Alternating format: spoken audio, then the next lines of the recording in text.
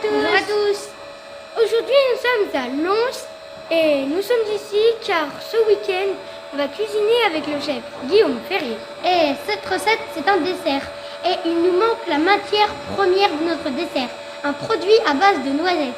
Et il nous faut le meilleur. Nous sommes à l'arbre à Villiers. Et nous allons rencontrer Grégory Villiers qui va tout nous expliquer. Bonjour Grégory. Salut les garçons.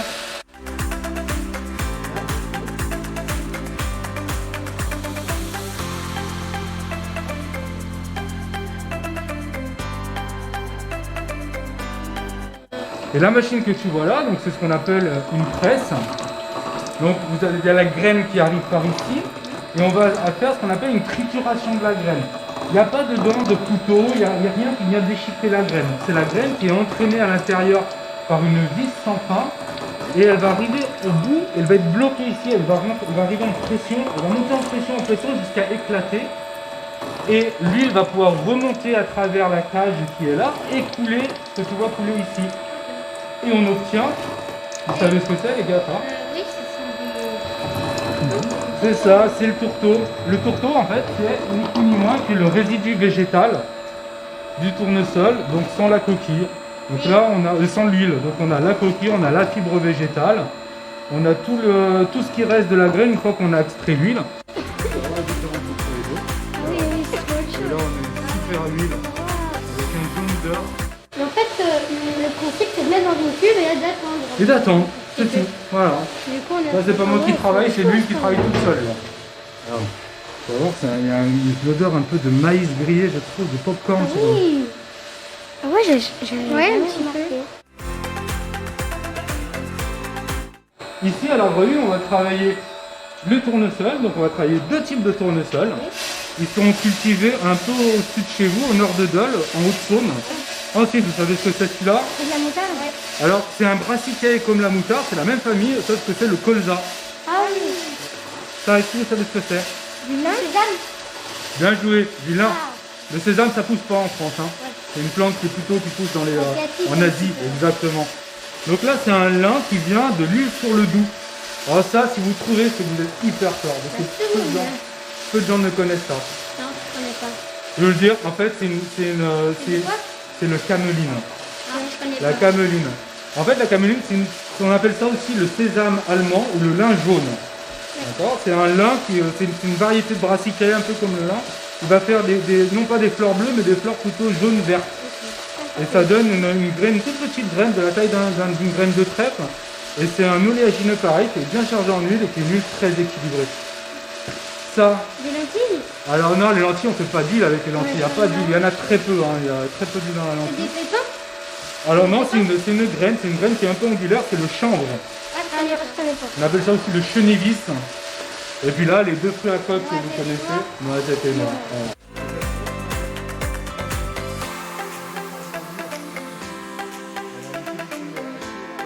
J'ai vu là-bas, vous avez fait du shiitake aussi. Alors ouais, là, tu as raison. Donc on a dans toute la gamme de l'arbre à huile, en fait, on va trouver donc nos huiles brutes, qui sont des huiles de base. Et derrière, moi, je vais m'amuser aussi à faire des petites recettes avec mes huiles. Et là, c'est une collection qui s'appelle les infusés. Ce sont une technique d'infusion que j'ai mis au point à basse température, où je vais monter mon huile vierge à 45 degrés pendant un certain temps, avec un infus à l'intérieur. Donc là, tu vois, on a fait un tournesol infusé au romarin, un colza infusé ail, citron, gingembre, une noisette infusée au café, et l'huile que tu vois, ou le shiitake, c'est une huile de tournesol dans laquelle on fait infuser le shiitake. L'infusion permet en fait de ramener un petit plus à l'huile en termes gustatifs, pour pouvoir l'accommoder sur des plats ou sur des envies bien particulières. Tout ce qu'on fait ici, ça vous intéresse d'en goûter quelques-unes? Ah bah oui. Eh ben allez, venez voir. On va faire ça à l'aveugle. Ah bah ouais, bonne idée, tiens. Allez, on va faire ça à l'aveugle et puis comme ça, on va essayer de voir un peu ce que vous reconnaissez. Ce qu'on va faire, on va demander au chef de venir, comme ça il pourra nous dire avec quoi on peut les cuisiner, vraiment une tonalité super sympa.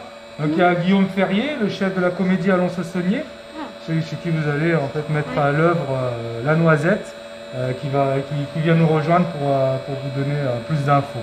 Ok. Bonjour. Bonjour Guillaume. Bonjour. Vous allez bien? Oui. Alors, donc, on va faire une recette avec vous, du coup. Et du coup, il nous faut une huile. Et du coup, on a dit huile de noisette, mais on va les déguster. Ouais. On va les déguster. Alors on se fait une petite dégustation à l'aveugle. Ouais. Allez, on va commencer par une huile. Voilà. Je sais pas, on regarde pas l'étiquette. Hein.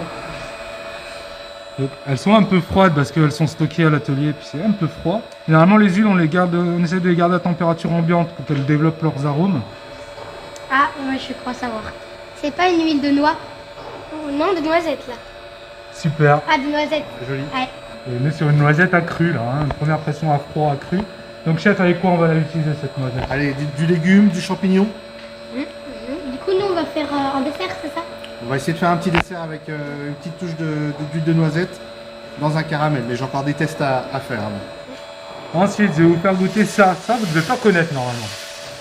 Elle a une couleur un peu orangée. Hein. Ouais, là on est sur une couleur C'est A. un il goût a fait plus, particulier.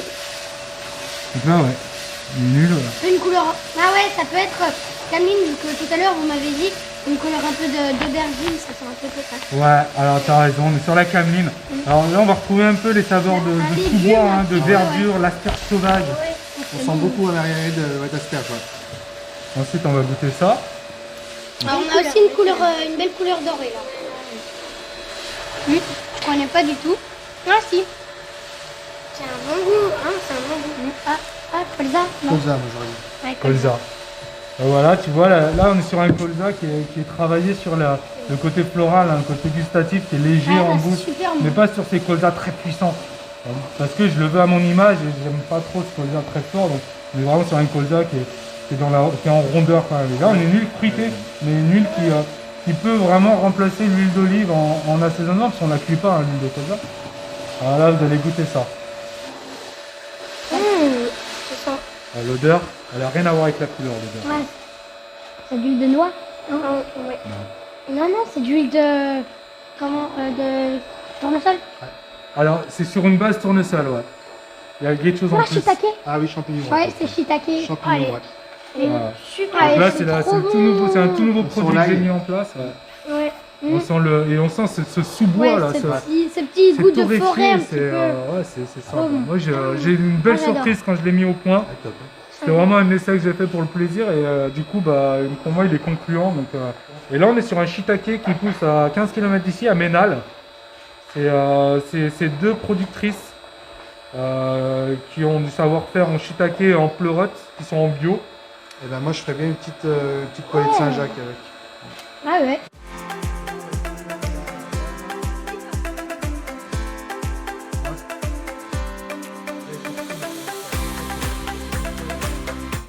On a saccagé l'huile de tournesol, on l'a rendu, on l'a même fait passer comme étant impropre à la consommation, une mauvaise à la santé. C'est vrai. Alors que pas du tout. L'huile de tournesol, c'est un équivalent nutritionnel à l'huile d'olive. Beaucoup d'oméga 9, un petit peu d'oméga 6, très peu d'oméga 3, mais un petit peu puisqu'on est sur un alimentaire. Et voilà, elle a ce goût, elle a vraiment le goût de la pépite de tournesol, les pépites de tournesol ça, salées c'est grillées super. qu'on Ouais. croquait, là, Ouais. qu'on bricole. Ça fait longtemps que j'ai pas mangé de la si bonne huile de tournesol. Bah, ça me fait plaisir. Donc merci beaucoup là, c'était super intéressant, on a appris plein de choses sur l'huile. Et Merci du coup, à vous. c'est quoi qu'on va ramener du coup pour Et ben moi je voudrais des noisettes entières, Ok. de la farine de noisette et de l'huile de noisette. Ok. Et ben voilà les garçons, tout préparé, vous emmenez ça avec vous. Moi je prends la Vous allez faire exprimer tout ça avec le chef. Ah, puis vous allez même pouvoir emmener ça au cas où. Et si on Donc là- attend, ben, on prend une petite pâte à tartiner Voilà. de noisette. Et donc là, vous voyez, vous avez la noisette complète. C'est-à-dire, à partir de la noisette, eh ben, on va sortir de l'huile, on va sortir le tourteau qu'on réduit en farine et on va récupérer la décantation qu'on va travailler avec la farine pour en faire une purée. Voilà. Zéro déchet. Ouais, du coup, Tout est utilisé. ouais. Alors encore merci pour tout ce que vous nous avez fait découvrir. Et du coup, chef, on se retrouve ce week-end pour la recette. Avec plaisir. C'était Oscar et Félix, les jumeaux graines de Christophe, et Grégory, l'huilier de l'arbre à l'huile à Lons-le-Saunier. Merci Grégory, merci chef, et puis vive la noisette.